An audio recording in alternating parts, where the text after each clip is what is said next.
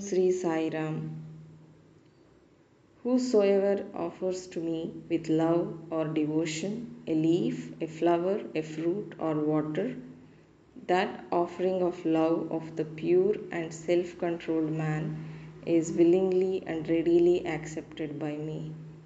Lord Sri Krishna says in Bhagavad Gita, chapter 9, verse 26.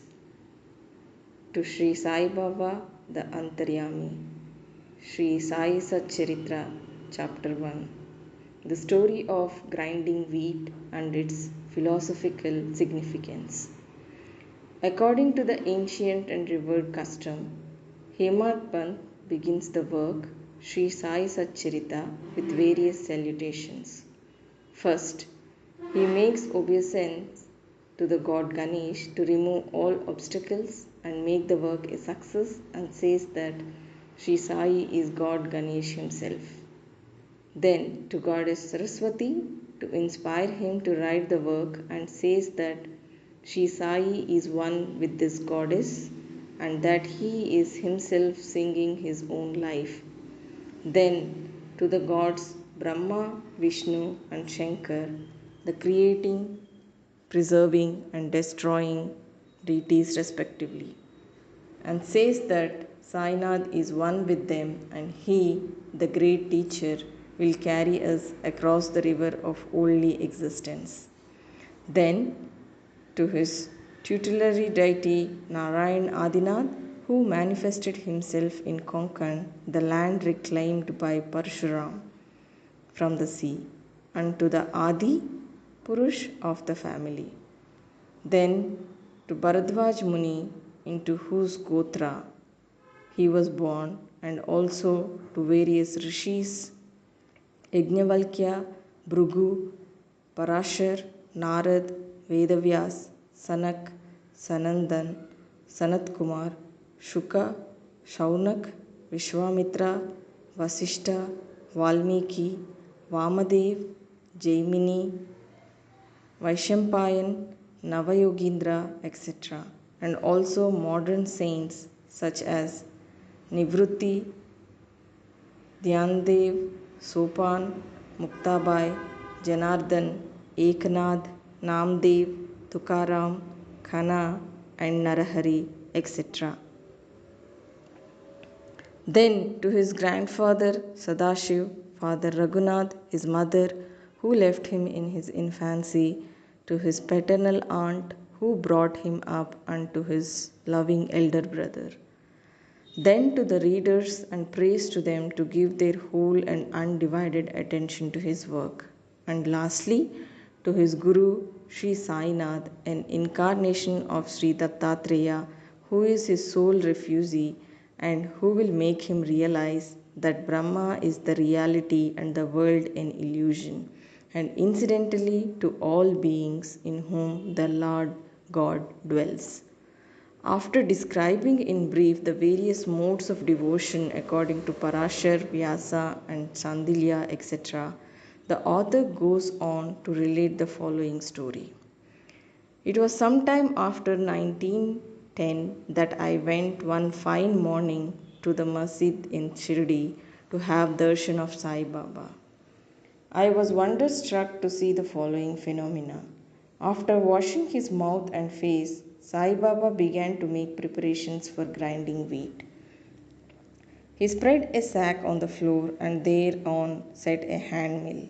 He took some quantity of wheat in a winnowing fan, and then, drawing up the sleeves of his kafni and taking hold of the peg of the hand mill, started grinding the wheat by putting a few handfuls of wheat in the upper opening of the mill and rotated it. I thought, what business Baba had with the grinding of wheat, when he possessed nothing and stored nothing, and as he lived on alms. Some people who had come there thought likewise, but none had the courage to ask Baba what he was doing. Immediately, this news of Baba grinding wheat spread into the village, and at once men and women ran to the masjid and flocked there to see Baba's act. 4 bold women from the crowd forced their way up, and pushing Baba aside, forcibly took the peg or handle into their hands and singing Baba's Leela started grinding. At first, Baba was enraged, but on seeing the woman's love and devotion, he was much pleased and began to smile. While they were grinding, they began to think that Baba had no house, no property, no children, none to look after, and he lived on alms, and therefore he did not require any wheat flour for making bread or roti. What will he do with this large quantity of flour? Perhaps, as Baba is very kind, he will distribute the flour amongst us. Thinking in this way, and while singing, they finished the grinding, and after putting the hand mill aside, they divided the flour into 4 portions and began to remove them by taking 1 portion per head. Baba, who was calm and quiet up till now, got wild and started abusing them, saying, "Ladies, have you gone mad? Whose father's property are you looting away? Have I borrowed any wheat from you so that you can safely take the flour? Now do this. Take the flour and throw it on the village borders." On hearing this, the women felt abashed and, whispering amongst themselves, went to the outskirts of the village and spread the flour as directed by Baba. I asked the Shirdi people, what was this that Baba did? They replied that as cholera epidemic was spreading in the village, this was Baba's remedy for the same. It was not wheat that was ground, but cholera itself was ground to pieces and pushed out of the village. From this time onwards, the cholera epidemic subsided and the people of the village were happy. I was much pleased to know all this, but at the same time my curiosity was also aroused. I began to ask myself what earthly connection was there between wheat flour and cholera. What was the causal relation between the two and how to reconcile them? The incident seems to be inexplicable. I should write something on this and sing to my heart's content Baba's sweet Leelas. Thinking in this way about this Leela, my heart was filled with joy and I was thus inspired to write Baba's life, the Sai Satcharita. And as we know, with Baba's grace and blessings, this work was successfully accomplished. Philosophical significance of grinding. Apart from the meaning which the people of Shri put on this incident of grinding wheat, there is, we think, a philosophical significance too. Baba lived in Shirdi for about 60 years, and during this long period, he did the business of grinding almost every day. Not, however, wheat alone, but the sins, the mental and physical afflictions, and the miseries of his innumerable devotees. The 2 stones of his mill consisted of karma and bhakti, the former being the lower one and the latter the upper one.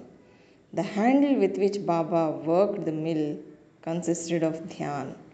It was the firm conviction of Baba that knowledge or self-realization is not possible unless there is the prior act of grinding off all our impulses, desires, sins, and of 3 gunas via sattva, rajas, and tamas, and the ahankar, which is so subtle and therefore so difficult to get rid of.